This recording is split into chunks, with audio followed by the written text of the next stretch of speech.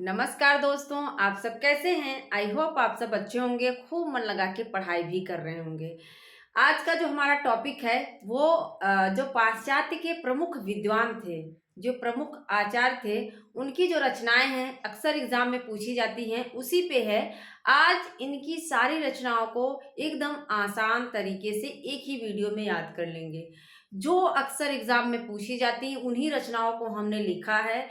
रचनाएं तो बहुत सारी हैं, इलियट की आप देखेंगे बहुत सारी हैं, कॉलरिज की बहुत सारी हैं, लेकिन जो काव्य शास्त्र की दृष्टि से इम्पोर्टेंट हैं वही पूछी जाती हैं। उन्हीं को हम रिलेट करके याद करेंगे। इनकी रचनाओं को याद करने में बड़ी समस्या होती है। क्यों?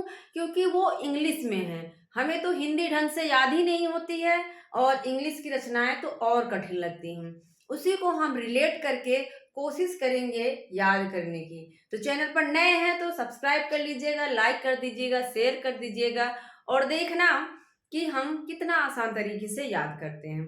तो आइए देखते हैं क्या है पाश्चात्य विद्वानों के प्रमुख रचनाएं। पाश्चात्य विद्वानों की प्रमुख रचनाएं, ठीक है, क्या है? पाश्चात्य विद्वानों की प्रमुख रचनाएं।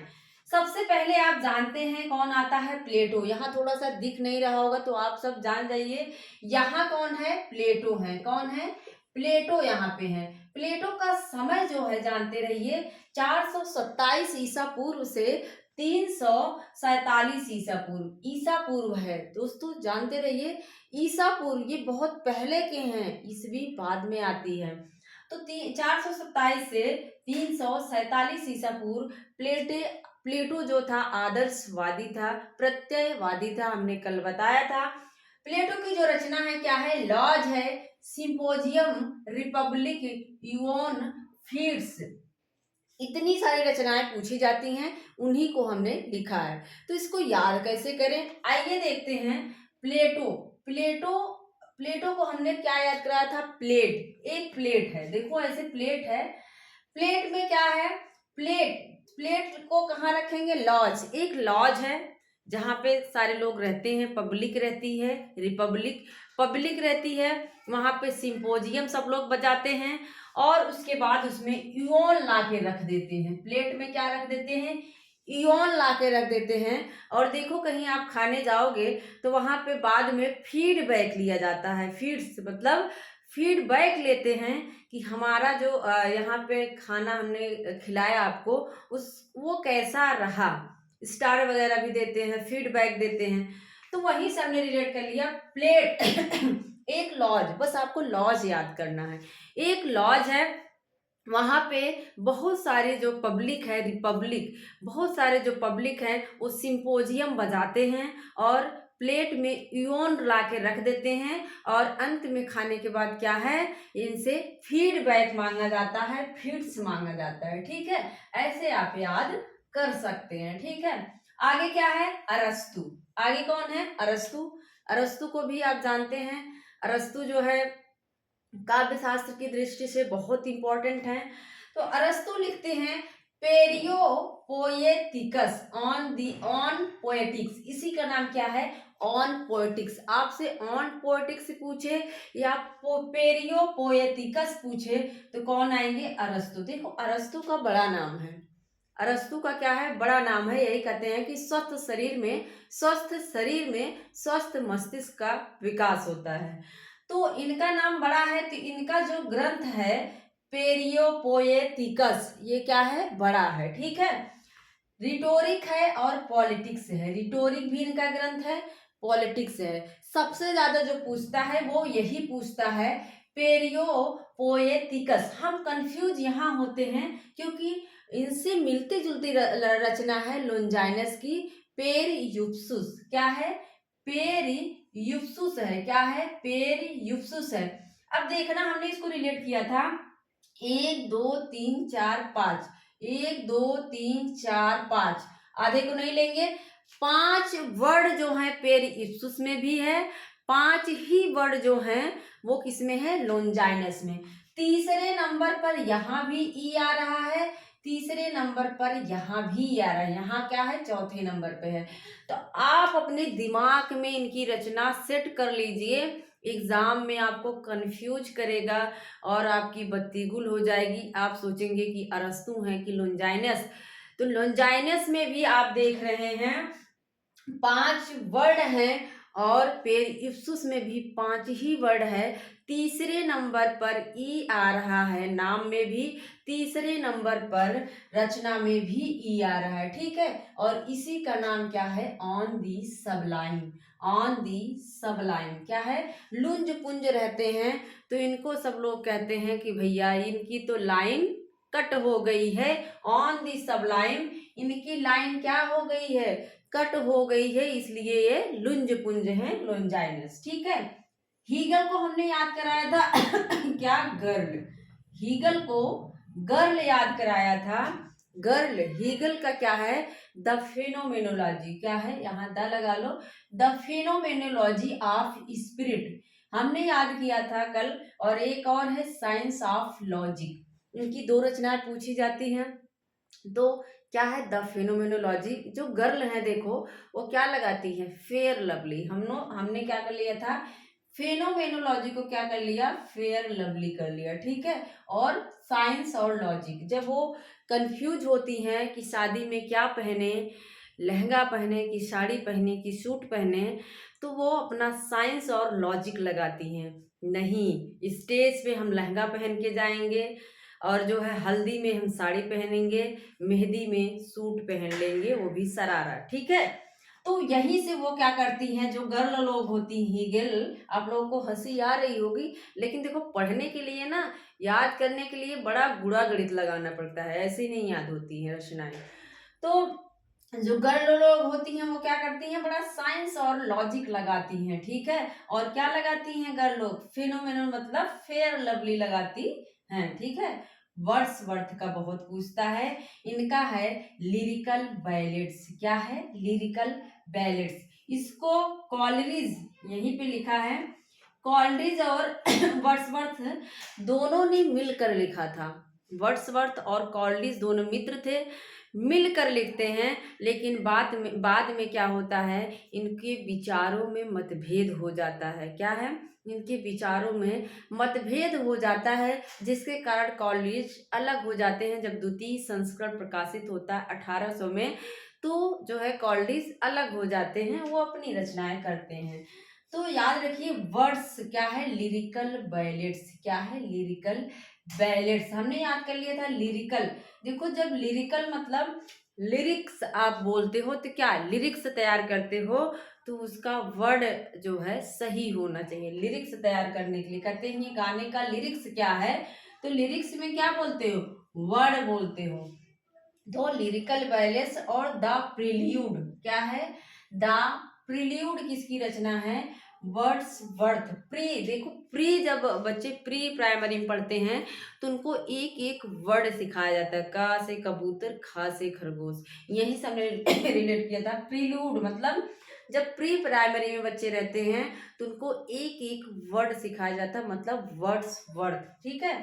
लिरिकल बैलेट्स, लिरिक्स सीखने के लिए आपको वर्ड सीखने पड़ेंगे, तब आप लिरिक्स लिख पाओगे। इसके बाद है कौन, कॉलरिज, कौन है, कॉलरिज। और इसी को क्या कहा जाता है, स्वच्छंदता का घोषणा, स्वच्छंदतावाद का घोषणा पत्र कहा जाता है, याद रख लो। स्वच्छंदतावाद का घोषणा पत्र इसे कहा जाता है। एकदम से अपने दिमाग में बैठा लीजिए, एग्जाम में पूछेगा स्वच्छंदतावाद का घोषणा पत्र किसे कहा जाता है, तो लिरिकल बैलेट्स को कहा जाता है, ठीक है। इसके बाद आते हैं कॉलेज। कॉलेज है कॉलेज, इनका है बायोग्राफिया लिटरेरिया, क्या है, बायोग्राफिया। अब कॉलेज, कॉलेज को हमने कॉलेज याद करवाया है। जब आप कॉलेज में जाते हैं तो क्या क्या करते हैं, इन्होंने कल्पना का सिद्धांत दिया है। आप कल्पना करते हैं ना, हमारे पास गाड़ी होगी, बंगला होगा, वगैरह वगैरह। तो कॉलेज है, कॉलेज में जाते हो तो क्या पढ़ते हो, बायो पढ़ते हो ना, बायोग्राफिया। एग्जाम में अगर पूछे कि बायोग्राफिया किसका है, तुरंत याद करना, कॉलेज में जाके हम बायो पढ़ते हैं ना, बायो पढ़ते हो कि स्कूल में जब आप पढ़ते हैं 6 से 8 तक बायो पढ़ाया जाता है? नहीं ना, उसमें विज्ञान समग्र रूप से रहता है। लेकिन जब आप 9 से 12वीं में जाएंगे उसके बाद कॉलेज में, तो वहाँ पे बायो एक अलग ही सब्जेक्ट हो जाएगा, जीव विज्ञान। तो कॉलेज में जाते ही आप क्या करेंगे, बायो पढ़ते हैं, बायोग्राफी या Literaria.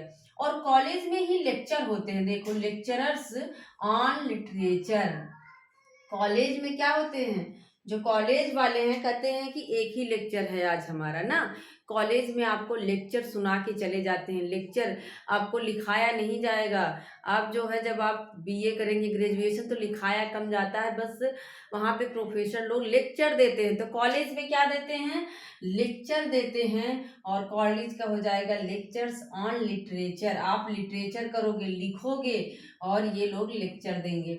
On the constitution of church and state, याद रख लीजिए, चर्च एंड स्टेट अलग से पूछता है। तो कॉन्स्टिट्यूशन ऑफ और चर्च एंड स्टेट, स्टेट की बातें, कॉन्स्टिट्यूशन, अनुच्छेद वगैरह, ये सब आप कहाँ पढ़ते हैं, मौलिक अधिकार कहाँ पढ़ेंगे आप, कॉलेज में पढ़ते हैं, ठीक है। कॉन्स्टिट्यूशन कहाँ पढ़ते हैं, कॉलेज में पढ़ते हैं। स्टेट अलग अलग स्टेट के बारे में भी आप कहाँ पढ़ते हैं, कॉलेज में ही जाके आप पढ़ते हैं, ठीक है।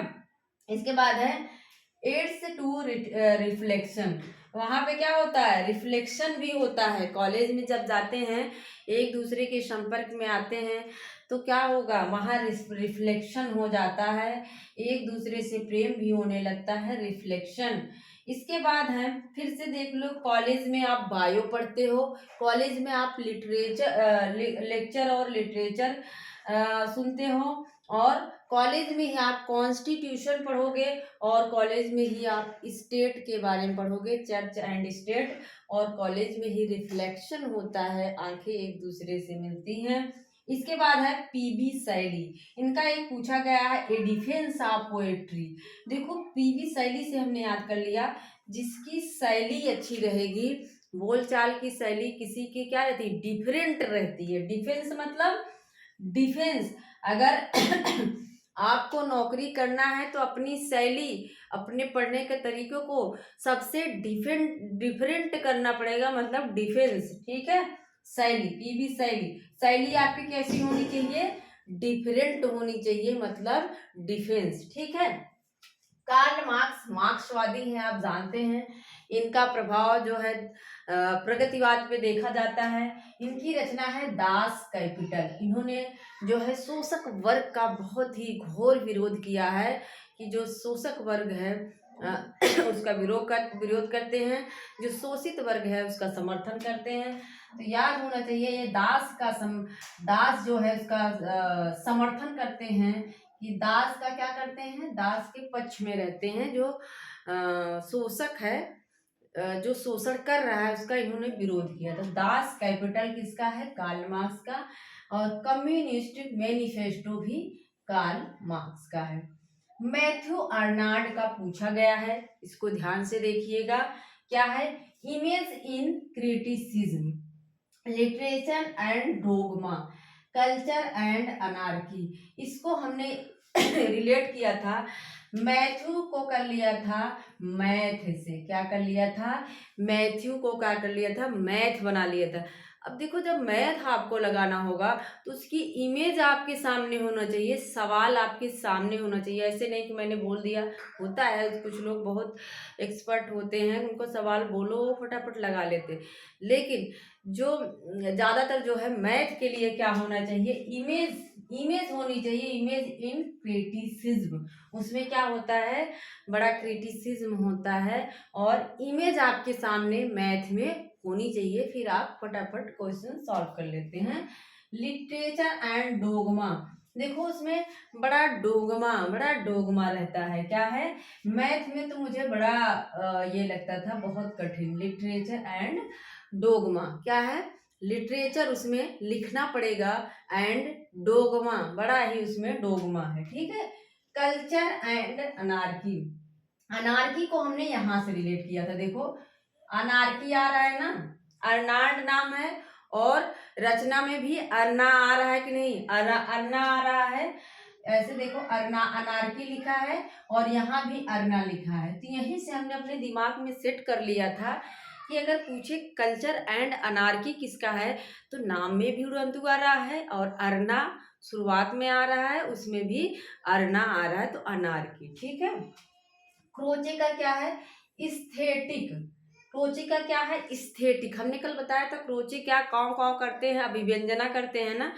स्थेटिक वहीं पे टिक जाते हैं। कौवे लोग क्या करते हैं, क्रो जो रहता है कौवा, वहीं पर जो है ना, कितना भी उसको भगाओ, कभी कभी देखो कौवा की एकदम अड़ जाते हैं, हटते ही नहीं, टिक जाते हैं, मतलब स्थेटिक। स्थेटिक वहीं पे टिक जाते हैं। इलियट, इलियट का पूछा जाता है तो याद रखिएगा। इलियट को हमने आपको इडियट करके बताया था।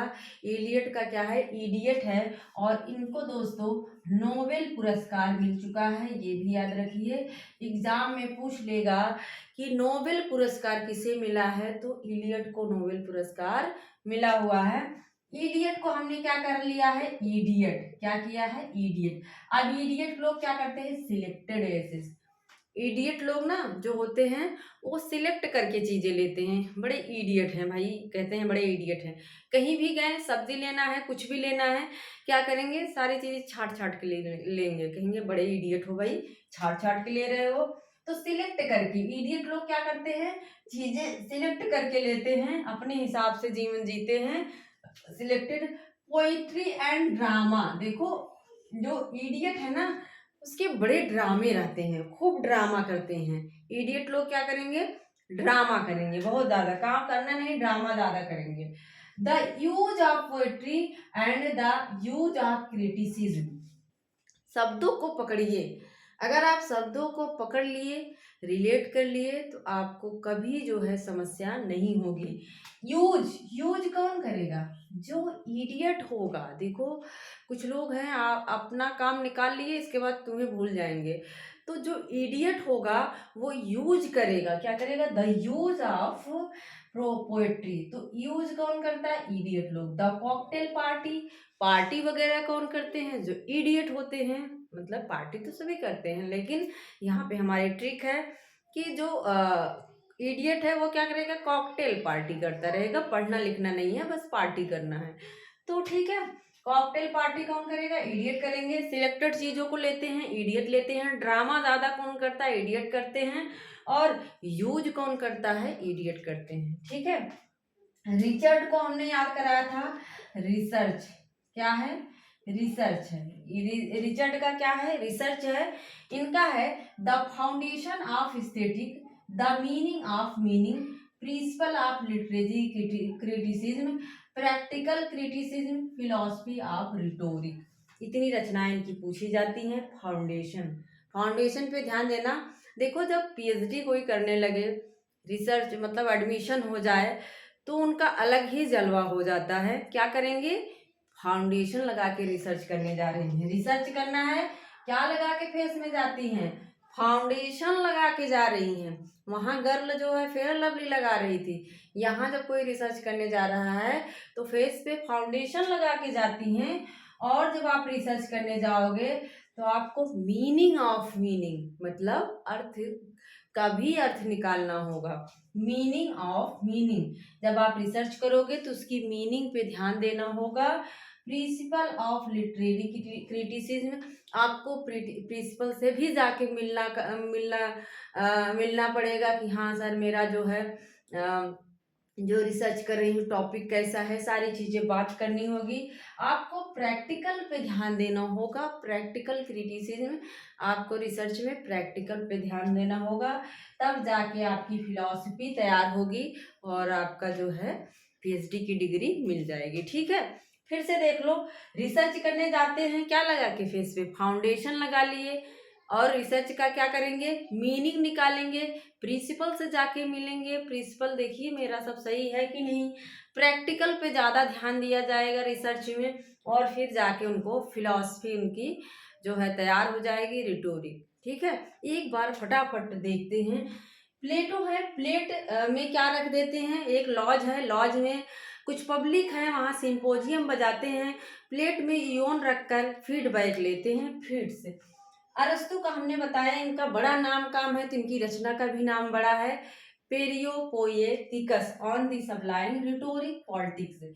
लॉन्जाइनस का पेरिस्टुस है, 5 वर्ड इनके नाम में भी है और इनकी रचना में भी 5 वर्ड हैं।